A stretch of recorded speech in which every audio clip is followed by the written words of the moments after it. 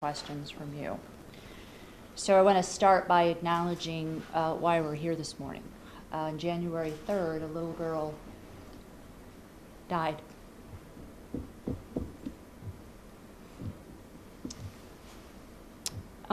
Sorry.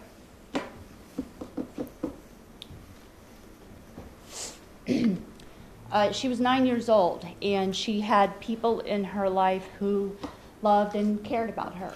And they're heartbroken by this loss, as we all are. And this is a tragedy that weighs heavily on all of us, myself included and my staff. And we want what everyone wants, especially those that loved and cared most about her. We want answers. We want to understand what happened. We want to understand how she and her 7 brothers and sisters came to be in this situation when they were receiving services from this department, and what happened in the last 6 months that we were not involved that led to these children living in the conditions that the police found them in when they responded to the home on January 3rd. Most importantly, we're taking action to ensure that we're doing everything in our power to prevent something like this from ever happening again. I've met with some members of the child's birth family and assured them that we will stay in communication with them and provide updates as our review continues. Immediately after learning about this child's death and the conditions of the home, we removed the other children and placed them with families. They're doing okay, all things considered, but they've suffered a tremendous loss and trauma, and we're providing them with all of the services that they need to cope with this. The conditions that these children were found living in are completely unacceptable, and we're reviewing every aspect of this case in its entirety. We're working with the Office of the Child Advocate, who's conducting a thorough external review, and with law enforcement in their ongoing criminal investigation. Once these reviews and the law enforcement investigations are complete, we're prepared to take any other actions necessary to further strengthen our work with children and families. I want to be clear that I do not believe that what happened in this case is representative of the work of our staff or of our department as a whole. And it is certainly not representative of how our foster and adoptive families care for our children. There are a number of other details in this case that remain unknown, and we are still awaiting a final report from the medical examiner's office. However, I've taken some immediate actions, and I want to take a few moments to lay out what those are. First, I've asked the Department of Administration to conduct an investigation, and we're going to continue to work closely with them as this moves forward. At this time, we have 1 person on administrative leave and 3 others on restricted responsibilities. As this investigation unfolds, we will determine if any other additional actions are necessary. I can't comment in any further detail about personnel actions, but we're being responsive and we're taking this seriously. No matter what our roles are here at the department, we are all responsible for child safety and child protection, and I am uncompromising on this. Also, until we have further information from the reviews and investigation, I've made some other changes. Number 1, all notifications of Child Protective Services investigations involving any foster, kinship, or pre-adoptive family must be provided to the senior managers of this department and the director within 24 hours of the family being screened in for an investigation. The license of these families will be placed on hold until the resolution of the investigation and a thorough review by administrators. 2, no request to increase capacity in any foster, kinship, or pre-adoptive home where 5 minor children of any age reside already will be granted at this time unless it is explicitly authorized by me or a person that I designate. 3, no child or sibling group will be placed in a non-kinship foster home where other non-related minor children reside unless it is authorized by me or a person that I designate. 4, we're formalizing a tool that will standardize the process to fully assess the capacity and resources when families do wish to expand the number of children living in their home. And 5, we're finalizing revisions to our placement protocol that ensures the appropriate management involvement in decision-making, oversight, and accountability. And we will codify these actions permanently into our policies and regulations. I want to end my statement by saying that the people who loved and cared most about this child, our staff, our resource families, and most importantly, the children who need to enter our care, deserve to have this case fully reviewed and to have appropriate actions taken and measures put into place to prevent this from ever happening again. That's the end of my statement. Director, were these 6 children, the ones who were adopted, all siblings? They were not. They were not. So I'm just trying to understand. I believe one of Carrie's statements mentioned that you try to keep sibling groups We together. do. There were members of some of the kids in the family were in fact siblings, but not all 6 of them were siblings. Do you know how many were biologically related? 3 of the children were biologically related. Director, The 3 of the children that were adopted were biologically related. did social workers, DCYF social workers, investigators, look at this house 6 months ago when they indicated her for improper supervision? When there was an investigation in January of 2018, yes, we went out to the home and looked at this house. And were the conditions acceptable at that time? They were. They were. So it wasn't anything as the way the police department describes it now? That's correct. Did they actually have access to the second floor of that house? At the time, the family had refused access to the second floor of the home. So what do you do in that case?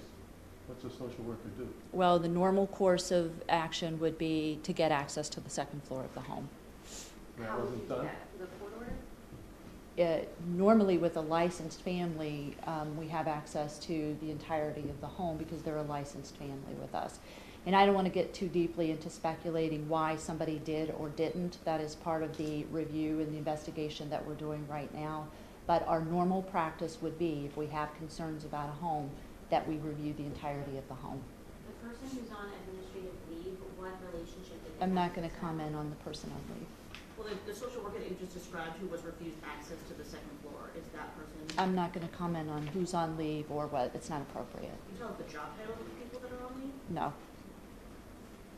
What can you tell us about, or why was this woman allowed to adopt another child after you folks had already investigated? It's a fair question, and it's part of the review. It is something that I think everyone is asking. How is it that we have a group of very well-intended, intelligent, caring people who at this point seem to have made a series of unreasonable decisions, in my estimation. And our best thinking is that the review will help bear out how those decisions were made and why they were made. Were these kids getting any treatment, any services at all? There were services for the kids, yes. How many kids all? I'm sorry. Yeah, go ahead. Can you describe what kind of services? Because I heard they weren't getting any services. They were all homeschooled. No one was sort of like. So I don't want to go into a lot of details about, because of confidentiality, about the details of the case, but in situations where we have kids with particular needs, especially young children, are referred for things like early intervention services. So these are people who either home or in office-based services make sure that the kids are meeting their developmental targets. We, require all the kids to be treated medically and to see a pediatrician often enough. People are allowed to homeschool children. There are requirements with the Department of Education relative to how homeschooling gets approved. How many children in all were in this home? 8. And how many homes that you monitor have 8 children or more? None that I'm aware of. This is the only one. Yes. 8 children with how many adults? Just this one? In this home, there were 8 children and 1 adult caregiver. Yeah. And is that unusual? I find it unusual, yes. Why did it come to be? I think, again, to reflect back on, you're asking a similar question as Tom's, which is, I don't understand why it came to be this way. We require, when we're placing children, that an assessment is made. Our policy defines the conditions that we need to have in place in order to assess capacity, and so why we landed in the place that we did is unclear to me right now. Are there limits? There are. What is that limit? So our policy, and I apologize if I can't state it verbatim from the policy, but there are requirements that upon licensure that say you know, what's the actual living space in the home like. There's a limit around having 5 children in the home, foster or adoptive, or pre-adoptive, I should say. The policy, in my estimation, falls short in some ways in terms of really defining who should be in the home, how many, and again, as I mentioned in our action items, one of the things we have to have in place is a standardized way and a standardized tool for assessing, making sure that we've documented each child's needs who's going into that home, as well as the capacity of the caregiver. But it is a requirement of our policy right now. Fair to say that it is not safe for one adult to supervise 8 children, let alone children with special needs? I don't think that's fair to say, no. We do have, you know, birth families, single parents who raise children and do quite fine at it. But that's not what we're talking about here. We're talking about this situation where it seems inexplicable to people how we arrived at this. And again, I want to understand, many people want to understand how this family became configured over time. Perhaps not on your watch, but this agency has been the subject of this kind of scrutiny in the past. How would you characterize, is this a crisis for the DCYF? I think anytime we have a tragedy like this, it's a crisis. What I would tell you is that I've been here now almost 2 years. We set a course of actions in place when I got here relative to what was happening at the time. There's a lot of awareness about fatalities and near fatalities in particular. The things that we are doing are working. In 2018, we had no child maltreatment related fatalities. That's in comparison to 3 fatalities, child maltreatment related in 2017. And let me be crystal clear, that's not a badge of honor. That's our job. And so we are heartbroken that this has happened. And we have to understand, as others want to understand. You look somewhat verklempt about this. I'm sorry? You look somewhat upset about this. I am upset about it. I'm upset, as you all are, I'm sure, share in the grief of the family, in the loss of this child. It's one that has touched me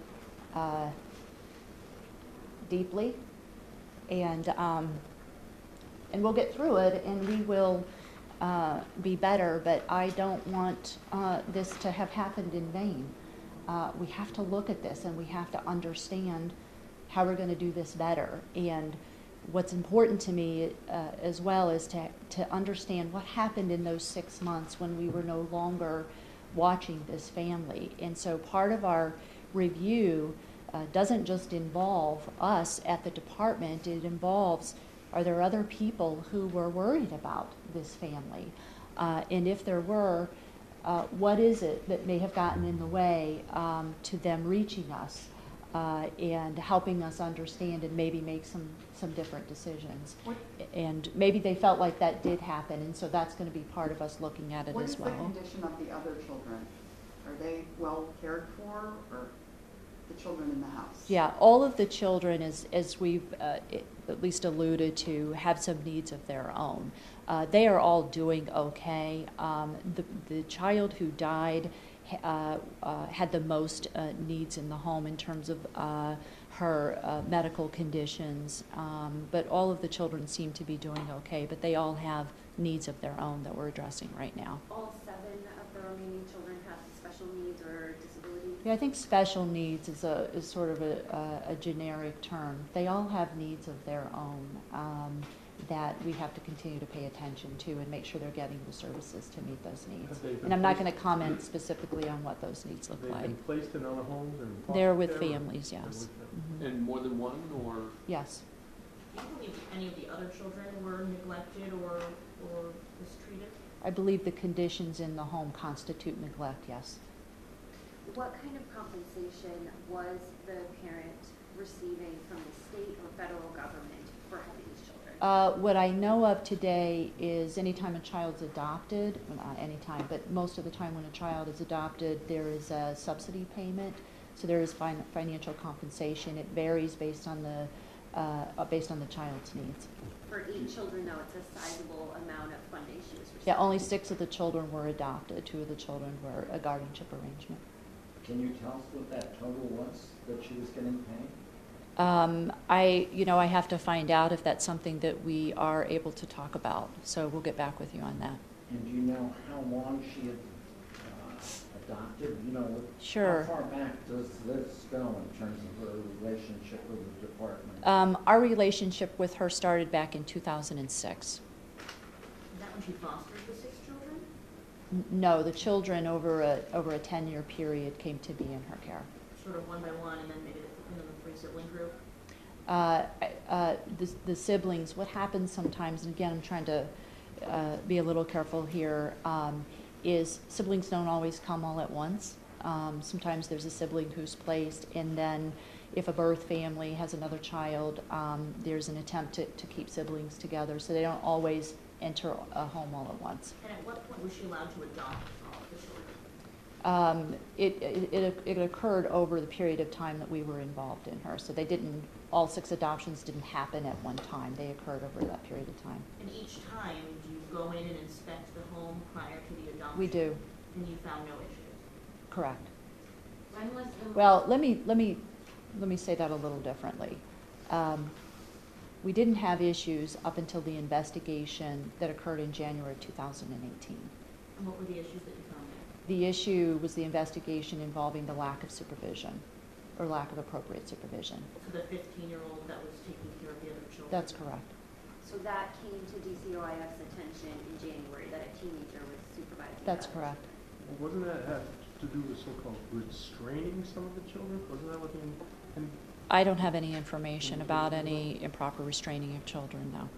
And so did supervisors, were people notified about this teenager taking care of the children, and what actions were taken at that time?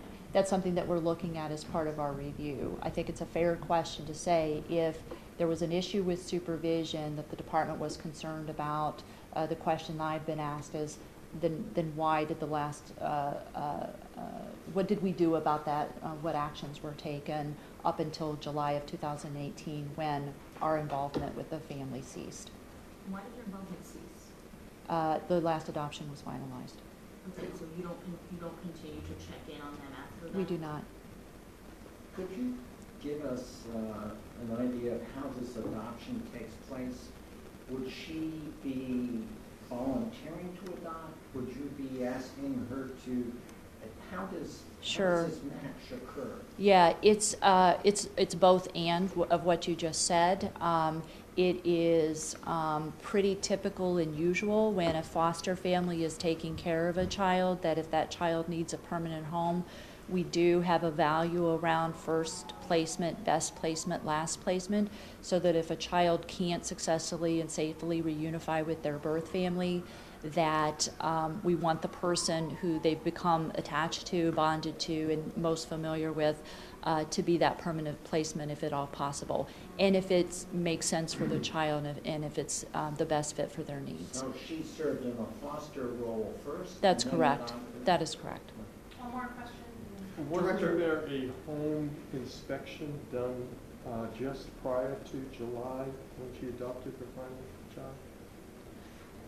There would have been the way that the pre-adoption process works is there's a caseworker who continues to visit the home up until our involvement ceases, either through a permanency arrangement or some other reason that we're not going to continue. So when was the last time a DCYF employee inspected that house? Someone would have been in the home at least in June or July of 2018, would have been the last time. Director, this type of briefing, to say the least, is unusual from DCYF. Why didn't you feel it necessary to brief the media today?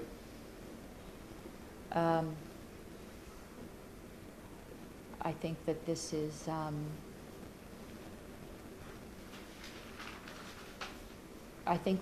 a situation that calls for all of our attention and all of our awareness. And I think that people have a right to understand how the decisions were made. This is, in my estimation, an unusual situation, but one that everybody wants to understand how did we get to this place and wants to hear from the department, how are we going to make sure this doesn't happen again?